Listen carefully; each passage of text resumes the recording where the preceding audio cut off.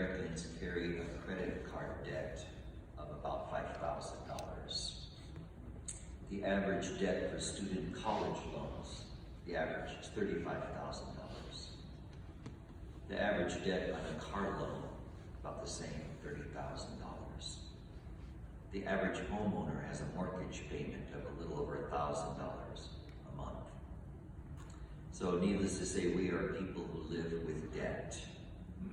Being in debt, however, even though it's a way of life for us, it seems, can make life difficult and strained. Some physicians believe that one of the major causes of stress and anxiety in a person's life comes from trying to deal with their debts, paying off debts, having financial worries.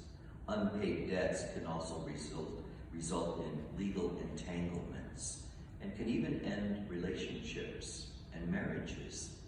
We are all to some degree borrowers and in debt. So in the letter to the Romans today, St. Paul has a very interesting line. He says, "Owe nothing to another. Owe nothing to another except to love one another."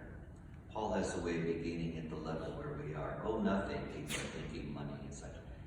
The only thing we owe each other is to love each other as we love ourselves. It is love that kind of levels the playing field between people. In love, there are no borrowers, right? No one says, I need to borrow some love.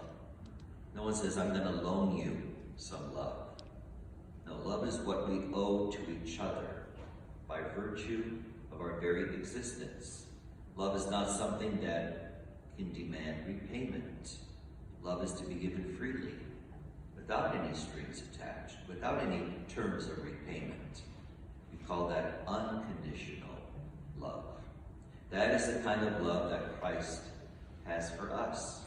He loved everybody, and he acted out of that love. He freely forgave sins. He freely healed the sick. He freely preached the good news. He did not demand repayment for his acts of love. Yes, he invited people to enter into a loving relationship with God through him, but he never forced a response from people. He never threatened them by turning off his love somehow. He didn't say, I'm taking back my healing because you haven't loved me in return. Jesus' love wipes away all spiritual debts. So no wonder St. Paul says that loving your neighbor as yourself far surpasses any requirements of the law or the commandments. You know, all of the rules and guidelines that the Jewish people had to live with pale in comparison to the commandment to love your neighbor as yourself. Rules tend to impose penalties when they are not observed, but love does not penalize. It simply blesses because it is of God.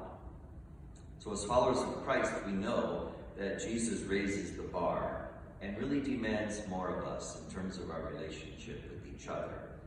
He doesn't demand less, he demands more. We have to imitate the love of God in the way it is freely given to our neighbors as we give it freely to ourselves.